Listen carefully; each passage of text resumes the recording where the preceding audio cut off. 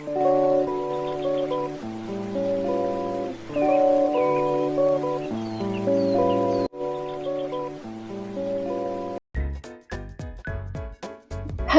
do, set, go. Oke. Nah, selamat datang di video ini. Yuk, perkenalkan, nama saya Devina Setiapsa. Pada hari ini kita akan membahas salah satu topik spesial, yaitu senjata kimia. Apa sih itu senjata kimia? Nah, senjata kimia itu menurut konvensi senjata kimia atau chemical weapon convention, senjata kimia adalah setiap bahan kimia yang beracun yang dapat menyebabkan kematian atau membahayakan manusia atau hewan melalui tindakan kimianya pada proses kehidupan. Contoh, artillery. Nah, kita kelihatan ya, ini ada gambarnya yang digunakan pada masa perang. Lanjut, ada misil tentu. Dan terakhir, salah satunya yaitu bom. Nah, ada banyak variasi bom. Itu merupakan salah satu senjata kimia. Nah, ada chemical attack.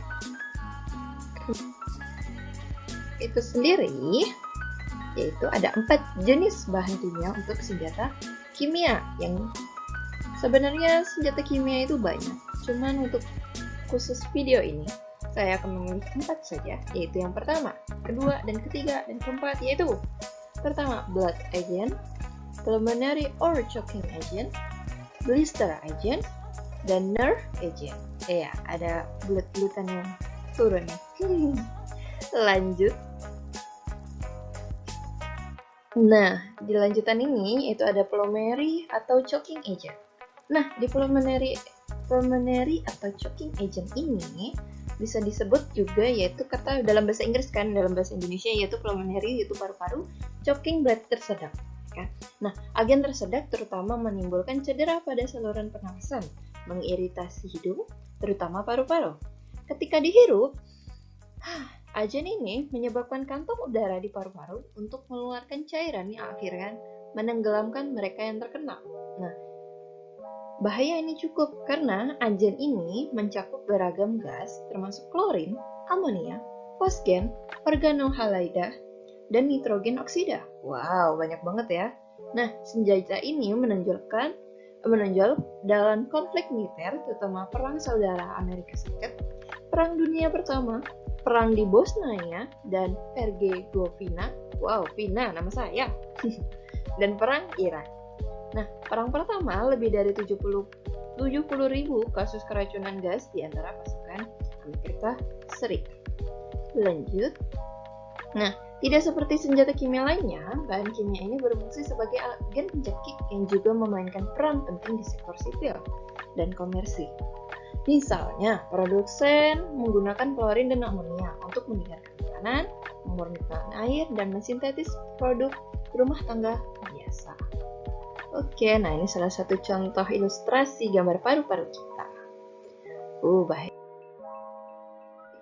Nah, selanjutnya ada blister agent. Ini agak cukup mengerikan. Kenapa? Agen blister atau disebut juga Viscan adalah senjata kimia yang menyebabkan nyeri dan iritasi pada kulit, mata, dan mukosa yang parah. Mereka dinamai karena kemampuannya menyebabkan luka bakar kimia yang parah, mengakibatkan lepuh air yang menyakitkan di tubuh orang yang terkena. Ini ada beberapa video. Wow, ini sekilas saja. Nanti segala macam cukup sedih, cukup tersedak. Oke, next. Yaitu ini adalah contoh-contoh mustard gas agent. Ini klasifikasinya ada chemical, kode, ada trivial name, dari class number, public chemical, terus ada strukturnya. Wow, ini cukup banyak ya, dari bis, 2-chloroethyl sulfida. Ini misalnya nih, mouse-nya apakah tidak kelihatan? Saya kurang tahu apakah mouse-nya terlihat atau tidak di sini. Yang pasti ini kan contohnya bis, 2-chloroethyl. Nah, kenapa ya? Berarti ini kan ada 2 nih. Anggap simbolnya Cl. Nah, itu 2-kloro. Kloro ini kan dari kata klorida kan, Cl singkatannya. Nah, ini sulfida nih. Berarti diambil ke belakangnya. Ini karena atom pusatnya, makanya S gitu. Oke. Lanjut. Lo agent. Blood agent ini apa? Yaitu agen darah menghambat kemampuan sel untuk menggunakan oksigen secara efektif menyebabkan tubuh mati lemas. Mereka umumnya masuk ke tubuh melalui inhalasi dan distribusikan. Nah, ini ada salah satu foto yang didapat dari sumber Gray MR di source book-nya. Nih copyright-nya juga nih. Cukup mengerikan. Kita next saja. Nah, di blood agent, terus ini juga ada salah satu description-nya, yaitu hidrogen cyanamide, colorized gas almond odor, burn with a blaze flame. Jadi itu ini gasnya gas dari agen hidrogen cyanamide. Ini tidak berwarna baik dalam gas atau dalam liquid. Terus juga baunya juga, terus membakar seperti blaspheme. Oke, ini cukup membakar. Melting point-nya, boiling point-nya sekitaran dalam Celsius. Juga ada efektivitas sebagai blood agent itu dari 10. Ini cukup wow juga ya, ini dari skalanya. Terus ada persistent open area, persistent closed area, terus fuel stability, store ability, dan toxic as blood agent. Jadi kalau 10 ini cukup besar nih. Terus sampai ada sinogen klorida, sinogen bromida, arsini, vinyl arsin, dan fosgene. Oke, lanjut. Nah, untuk first agent, udah dari kata nerve. Nerve berarti berhubungan dengan saraf, yaitu agen saraf mempengaruhi sistem saraf perifral dan saraf pusat sehingga mengganggu kinerja tubuh. Agen saraf ini umumnya tidak berwarna, hingga berwarna kuning. Sarin tidak berasa yang dapat menguap menjadi gas. Agen sarin disingkat GB, VX, closarin GF tidak berbau tentunya. Terus tabun dengan singkatan GA memiliki sedikit bau buah, dan sodaman GD memiliki sedikit bau kapur barus. Oke, itu adalah lanjut yaitu sarin. Nah, kan kita lihat ya, saya ambil contoh kata sarin ini sendiri. Nah, sarin ini bagaimana? Sarin ini digunakan dalam 2 serangan teroris di Jepang pada tahun 1994 dan 1945. Dan kemudian digunakan lagi pada serangan teroris kota Damaskus tahun 2013. Padahal, bahan kimia ini awalnya tidak dimaksudkan sebagai senjata. Kenapa? Karena seorang ahli kimia asal Jerman, Gerhard Schrader, pada tahun 1937 hanya bermaksud mengembangkan sarin sebagai insektisida. Yaitu kita tahu insektisida itu apa? Ya, sebagai untuk membunuh hama pada tanaman, ya kan? Nah, tapi para ilmuwan Nazi, sarin ini dikembangkan menjadi gas saraf senjata perang setelah mengetahui potensi dampak yang mengerikan pada tubuh manusia. Waduh. Nah, pada April 2017, baru-baru ini, cukup baru ya, lebih dari 80 orang tewas dalam serangan gas sarin di kota yang dikhususkan oposisi Kansheikhun. Dan penyelidikan bersama PBB dan organisasi untuk pelarangan senjata kimia OPCM berpendapat pemerintah Suriah yang bertanggung jawab. Ini yang terbaru pada April 2017 tentang peperangan yang terjadi di Suriah yang dilakukan oleh pemerintahan Suriah. Nah, adalah struktur kimianya. Dari ada Viscan, Viscan tadi apa? Nama lainnya. Terus ada choking agent, choking agent juga. Choking agent, blood agent. Nah, di ini ada sebelah kanannya ada nama-namanya, yaitu misalnya sulfur mustard, terus ada nitrogen mustard, terus ada chlorine, sampai yang terakhir hidrogen cyanida. Oke lah. Nah, daya tinggal serta efek reaksinya. Penasaran kan gimana sih agen-agen yang ini? Nah, misalnya nih agen penyebab tersedak, yaitu contohnya klorin. Daya tinggal yang telah dipapar itu rendah gitu. Tapi efek reaksi ke manusianya itu bervariasi. Sementara PJ atau fosgene ini rendah tapi tertunda.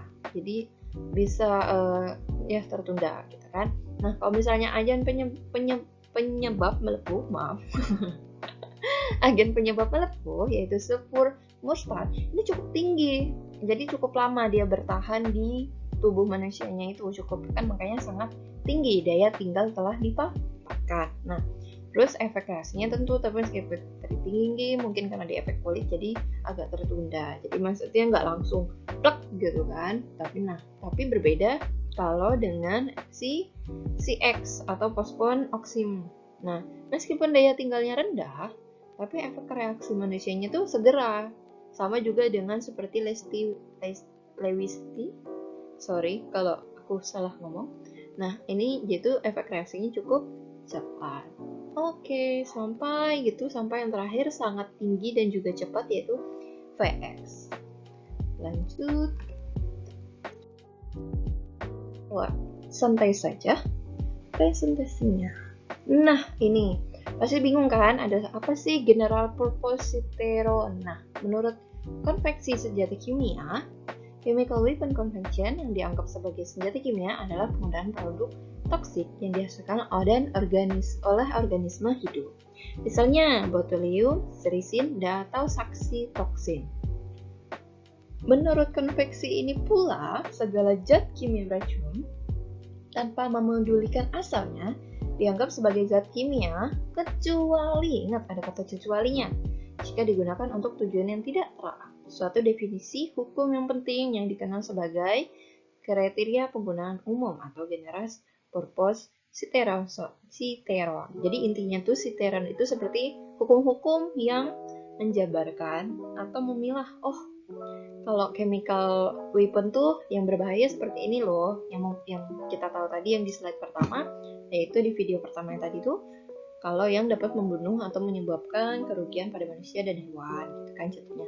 Tapi kalau kita tahu juga kan seperti kalau misalnya tidak tujuannya baik gitu kan, tujuannya tidak dilarang kan, contohnya seperti awalnya yang seperti sarin ingat?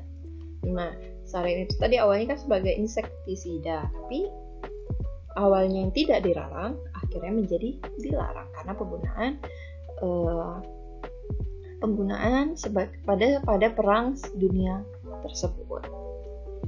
Nah, tapi tentunya kriteria tujuan umumnya adalah konsep penting dalam hukum internasional yang secara luas mengatur perjanjian internasional berkenaan misalnya senjata biologi dan kimia.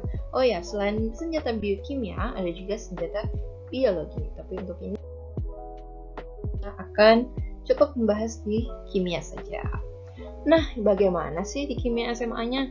Nah, kalau di kimia SMA-nya sebenarnya cukup luas untuk kimia senjata kimia ini, cuman bisa dikaitkan dengan KD 331, yaitu menjelaskan metode ilmiah, hakikat ilmu kimia, keselamatan dan keamanan di laboratorium, serta peran kimia dalam kehidupan. Nah, kan kalau kita tahu ya, kalau SMA itu anak-anaknya kurang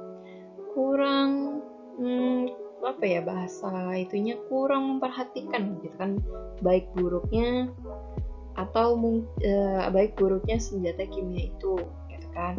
Mungkin mereka menganggapnya wah keren nih senjata kimia, tapi padahal ada dampak-dampak yang cukup dirugikan kalau tidak digunakan secara baik. Makanya ini sesuai dengan keselamatan dan keamanan di laboratorium.